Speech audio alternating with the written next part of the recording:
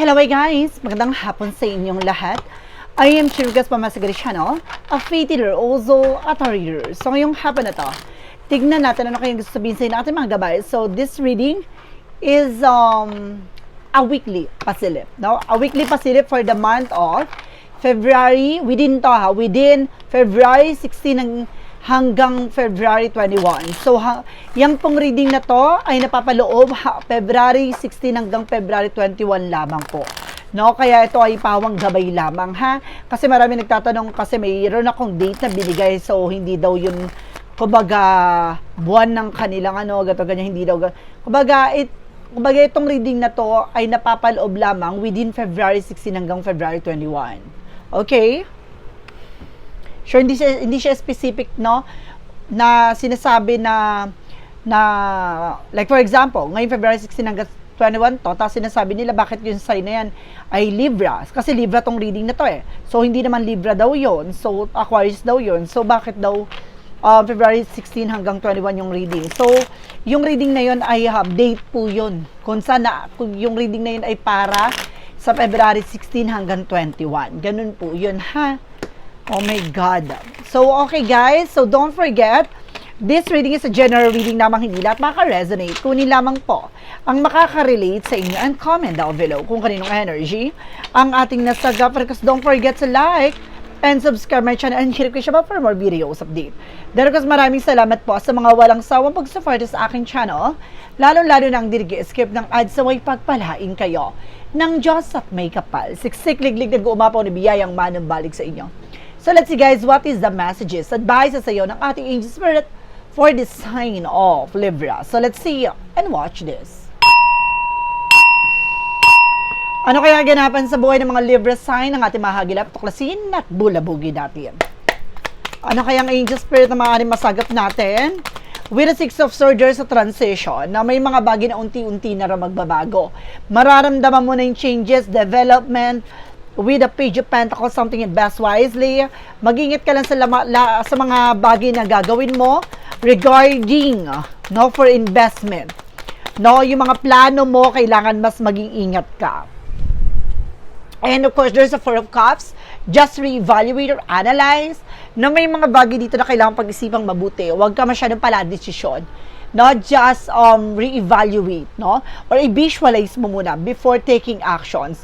And there's something at so with the sabotage. Some of you guys na may sumasabotahe, no, may tumatrader sa'yo, behind the scenes, so just being aware. And there's something guys with the Two of Pentacles, with a balance, so kailangan mo maging balance with a positive and negative, so kailangan balance siya. No, there's a yin and yang, parang balance ka dapat dito. And of course, there's the Eight of Swords, there's a lot of toxic and negativities around you.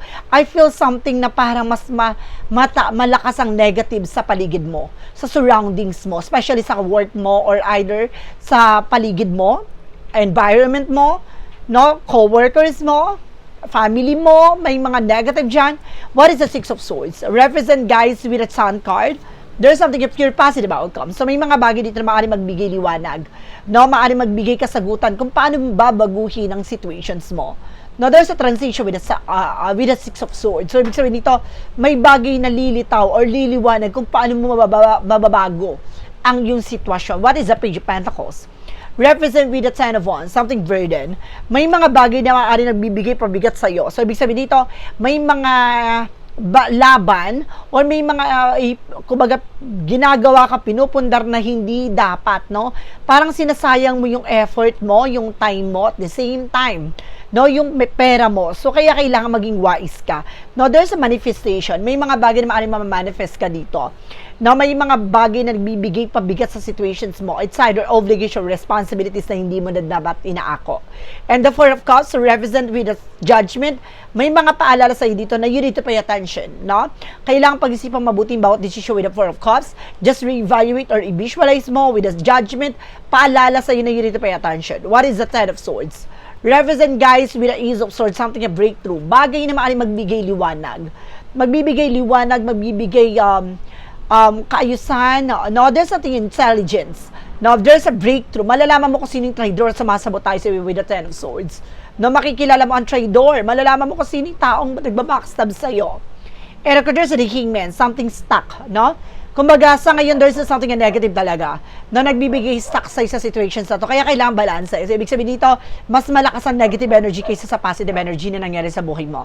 So, may mga bagay ka na kailangan mong baguhin. Perspective, pananaw. No, may mga nakasanayan ka o nakagawian ka na hindi appropriate or hindi dapat. No, at hindi nakakatulong sa situations mo. Baguhin mo yung iniisip mo, yung plano mo. So, this is something parang, kumbaga, rethink, no? Kailangan mong pag-isipan ulit ng mabuti. Itong bagay ba to, na makakabuti ba to or hindi, ganon. What is the Eight of Swords? Represent with the Two of Swords. Kumbaga, there's a decision that you need to make. No, kailangan mo mag-decision dito. You need the final decisions that you need to proceed, no? Kailangan mo talagang ilaban or kailangan mo na talagang makawala from toxic environment, from toxic people. Kailangan mo may mga bagay na kailangan mo i-let go or kailangan mo makawala from that burden. What is the Six of Swords? The Sun card. Represent, guys, with the Page of Cups. Listen to your intuition and listen to your gut feeling, no? Ibig sabihin, makinig ka sa nararamdaman mo, makinig ka sa bugso ng iyong pakiramdam, sa iyong mga bagay na nagbibigay ng kaliwanagan sa isip mo. Kasi may mga bagay dito magbabago, pero itong bagay na to may pangitain or may paalala sa iyo with your own self, no? Parang, kumbaga, just being authentic, no? Maging totoo ka sa sarili mo, maging yung passion, yung bagay na alam mong magiging positive yung outcome. So, makinig ka sa gut feeling mo. What is the Page of Pentacles? Because that 10 of Wands. Represent with the Moon card. Something revelation. Marami ka pang bagay na marireveal. At the same time, there's the other side with the Moon card, something, a dream coming true, no? Matutupad mo yung mga pangarap mo, pero kailangan mo pakawalan ang mga obligasyon, na responsibilidad na maaaring nagbibigay pasakit at pasanin sa'yo. Like, for example, no? Kumaga 10 tao, no? 10 tao at ikaw lang, diba? Ikaw at may 10 tao. No, kailangan yung bagahe na dala-dala mo ay ang sarili mo lamang. No, hindi ka pwede magdagdag ng bagahe. Nabibit-bitin mo ang bagahe ng ibang tao. No, ibig sabihin yung bag niya, bibit-bitin mo, dalawa sila. Mas lalong bibigat ang situations mo. So, yung bagay na kaya mo lang i-prioritize, yung kaya mo lang i-handle at i-manage, yun yung bagay na kailangan mong gawin, no? Hindi ka uunlad kung hindi ka magiging practical on your own. So, kailangan, kumaga, mas matututo kang, mas mag-protection na ng yung sarili. With a 4 of Cups, or the Judgment, represent, guys, with a 6 of Cups. Paalala sa'yo from this person, no, it's either related sa'yo, a friend of yours, no, bagay na, kaya paulit-ulit yung situations mo, dahil meron sa'yo dito maaaring sumasalbahe o nagbibigay pabigat sa situations mo. I feel something, a negative energy, na maaaring nagbibigay ng pamalas, no, sa iyong pamumuhay. Additional messages. And there's a black namin. I told you. Now, there's something of negative energy, napakabigat. No, like I mean, na parang, meron talagang sumasabotay at nagbibigay sa'yo ng burden. No, dahil there's a Ten of Swords, sabotage. Pero alam mo kung ano yung mga bagay na yun no? Kumbaga, ipinipilit mong ilaban pa, pero hindi talaga nag-work. So, kailangan mo makawala from the toxic situations, no? And of course, some of you guys, no, alam mo na kung sino sumasabotay, alam mo na kung sino gumagambala sa'yo. Bakit ka pa mag-i-stay sa situations na yan? At the same time, with the other side, no, meron ditong gumagambala at tumagawa sa'yo ng hindi maganda. No, sinasabotay at meron mga inilagay sa iyong katawan. No, maraming nakatusok. No, some of you nakakaranas ka ng sleepless night, anxieties, no? And of course, may pagkalutang ka pa in the other side. Now, there's the Ace of Wands. So, there's something in new project and new plan. So, lahat ng mga proyekto, plano mo, nadidelay.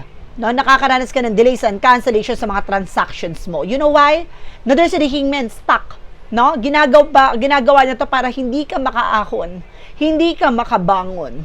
No, dahil alam niya, once na makabangon ka, bibitawan mo na yung mga bagay na nakakatulong dun sa tao na yon. So, ibig sabihin nito, ayaw niya na nasasapawan. There's something narcissistic, no? Talagang very sarcastic, no? Ayaw niya na nasasapawan, ayaw niya na uungasan. No, at the same time, there's something at 2 of Wands, so there's choices. Piliin mo yung mga tao pagkakatiwalaan mo. Sino pa yung pinagkakatiwalaan mo, siya mismo yung aahas sa'yo at lilingkis sa'yo, no? At hanggang sa mahirapan ka. No, mahirapan ka huminga o mahihirapan ka sa sitwasyon. No, lililingkas ka nito sa leeg para hindi ka makakilos at hindi ka makagalaw at hindi ka makabangon. Ganun yun.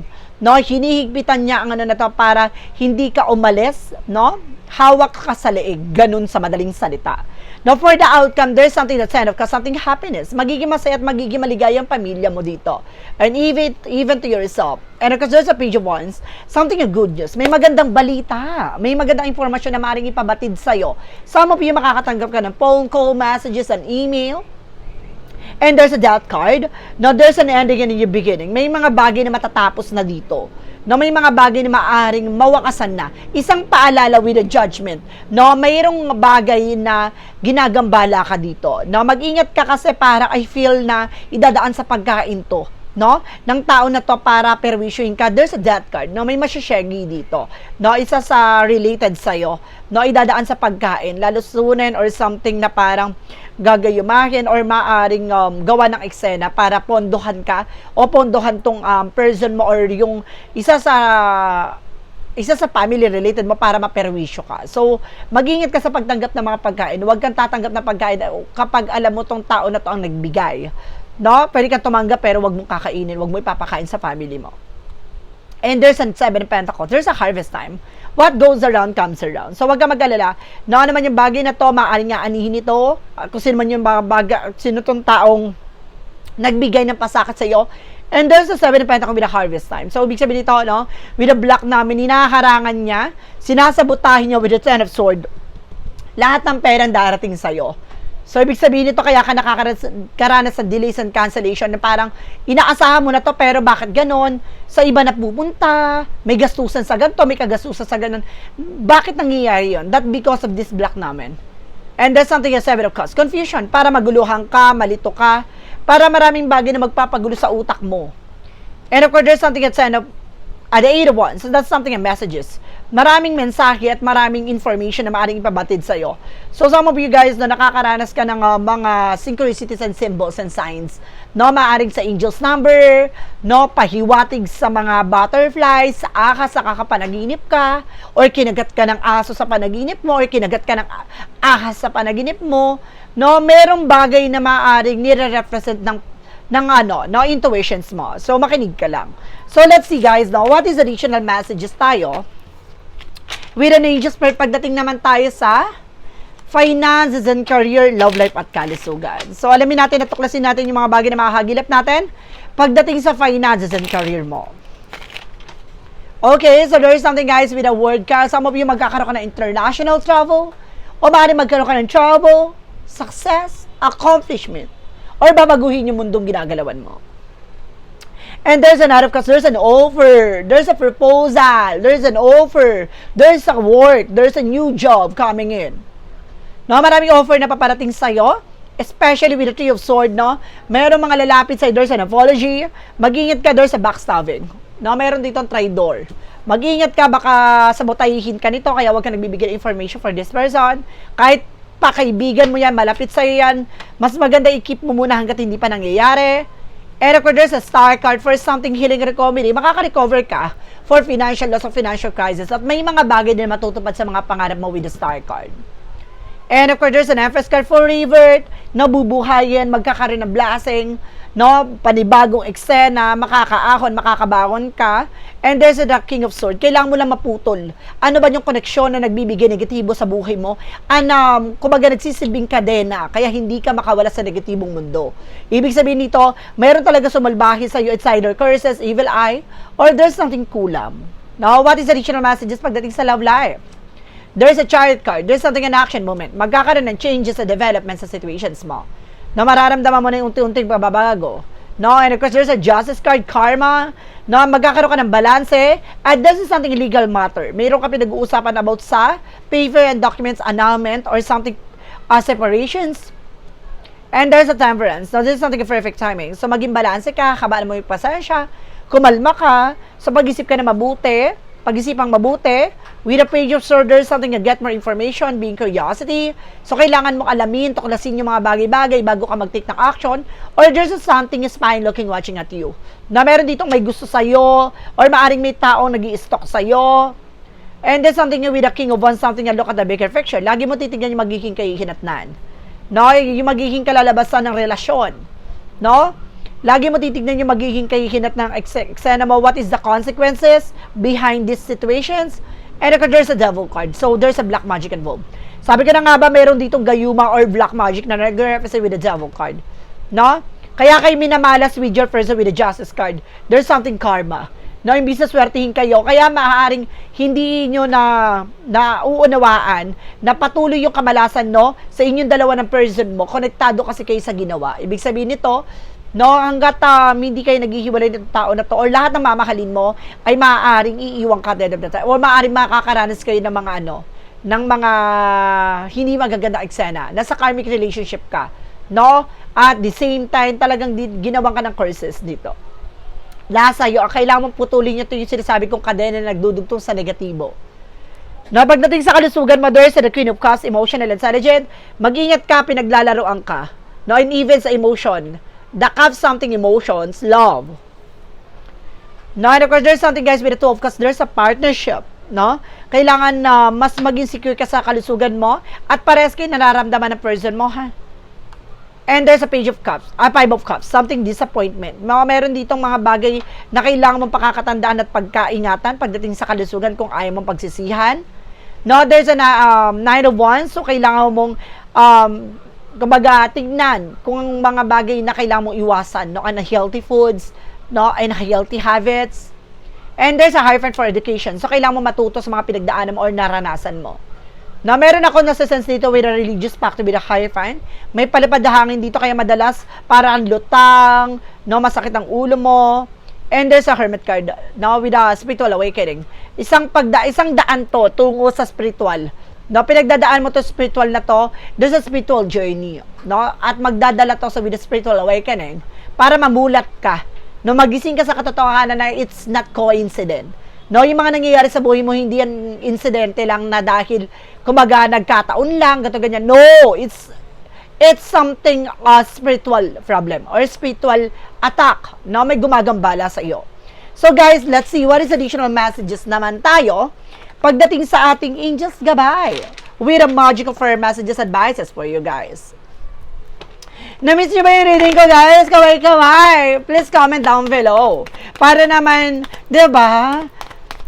Para naman ma-motivate naman tayo every single day, guys. Paano naman, pahapyaw naman ng comment dyan. At the same time, don't skip the ads. And there's a dietary change. So, kailangan nyo mag-diet, ha? Magtantan sa mga nilalamon nyo. No, yung mga pinaglalamon nyo na kung ano-ano, magtantan, ha? Para mag-improve yung kalusugan nyo. And there's something a masculine energy. Meron dito very masculine. Very masarap siya, ha? Maaring ikaw or yung person mo. And of course, there's something guys with the air. Gemini, Libra, Aquarius. Baka yung person mo is something pares kayo ng air sign. No? What is the synchronicities? Represent what? And there's a finder of the lost things na may mga bagay na hinahanap mo. Bakit nawala to? It's something, kumbaga, a God purpose, no? Lahat ng bagay na meron ka at nawawala ay may magandang dahilan. No, tao man yan o sitwasyon, inaalis ka sa mga bagay na hindi pang matagalan. No? Ibig sabihin, kumbaga kaya tinanggal sa'yo yan, there is something, a reason, may dahilan yan dahil hindi makakabuti sa'yo, hindi siya for long lasting, ganon. So, kailangan mas magtiwala ka, ganon. At the same time, there's something guys with a reflection. Just being aware guys, no? Lahat ng bagay na gagawin mo magre-reflect sa'yo. Kaya kailangan be assured na there's something, a good and positive lamang ang iyong ginagawa. Para walang aw sa pao. With a romance angel, with a mystic love oracle deck, there's something a financial future, no, talaga pinapakita dito related about sa yung love life ay future, finances and future. Talagang may connection about sa partnership, about sa finances, yaman ka. Nga lang, there's something addictions, unhealthy attachment. Dako, barang sinasabi dito, meron kang mga nakasanayan, addictions like bisyo na nakakasira sa iyong relasyon, at nakakasira sa iyong buhay. No? Baka nagsusugal ka or may mga bisyo ka na kailangan tantanan at tigilan. What is addiction? See, addiction and of course, unhealthy attachment. No? Parang yun yung sinasabi, like, I mean, merong mga bisyo, luho, gano'n, at kailangan tantanan at tigilan mo. No? What is Archangel Michael? Oh my God, tatlo. Archangel Michael messages for you is, use your imagination, you see the answer. The more na palakasin ang iyong imahinasyon, no, mas lalo mo makikita yung mga bagay na maaring kaya mo pang ilaban, no? Manifestation, kaya mo mag-manifest talaga. And believe and trust, no, magniwala at magtiwala ka na kaya mo. At maniwala at magtiwala ka na you are being guided, no? And lean on God and angel support, no? Ginagabayan ka na at sinusuportan ka ng ating angel spirit and even God. No? Hindi, kumagalan dito ang ating Panginoon, hindi ka pinababayaan. No? Akala mo na parang hindi ka pinakikinggan dahil yung mga bagay na nangyari sa'yo, parang pinapakita dito na hinuhubog ka niya. Pinapalakas niya ang pundasyon mo. Akala mo hindi ka niya pinapakinggan, ipinalalakas ka niya at binabago ka niya sa dating ikaw. No? Kumaga, this is something a new version of yourself. Guys, what is a Jesus loving quote said? Give and shall be forgiven, no? Ibigay mo at ipagkakaloob sa'yo. Huwag kang matakot mawalan. Ipinapakita dito, ano man yung bagay na ibinigay sa'yo, may karapat dapat na ipagkaloob sa'yo. No? The more na ibinibigay mo ng dalawang palad mo, mas may ibibigay sa'yo at mas matatanggap mo to ng dalawang palad mo. 'Di ba? Ganun 'yon. So, the more na nagbibigay ka, the more natatanggap ka. Pero mag-ingat ka lang sa mga tao sa paligid mo na alam mong aabusuhin ka, no? Kailangan mas maging aware ka sa mga bagay-bagay at maging malakas ang pakiramdam mo kung tong tao na to nililin lang ka lang o niloloko ka lang. So, guys, maraming salamat. This is something a weekly pasilip for the month of February 16, within February 16 hanggang February 21 for the sign of Libra. So, Libra, maraming salamat for this wonderful reading. So, once again, this reading is a general reading lamang, hindi lahat makaka-resonate. Kung lamang po ang makaka-relate sa inyo, and comment down below kung kaninong energy ang ating nasagap. And of course, don't forget to like and subscribe my channel and hit the notification bell for more videos update. And of course, maraming salamat po sa mga walang sawang pagsuporta sa aking channel, lalo-lalo na hindi nag-i-skip ng ads. Naway pagpalain kayo ng Diyos at may kapal siksik-ling do umapaw ni biyayang manang-balik sa inyo. Pakisubscribe na rin po ang aking second channel dahil baka mag-upload na tayo doon ng monthly pasilip, monthly gabay, no, ng mga horoscope, no, sa second channel natin na ay pangalan ng Maestra Ganda Psychic Tarot. Hagilapin, alamin natin, at bubungkalin natin. Ano man yung mga bagay na papaloob sa inyong reading, yung mga bagay na maaaring mangyari sa hinaharap in the near future, guys. Maraming salamat and see you in the next video. Bye-bye and babush!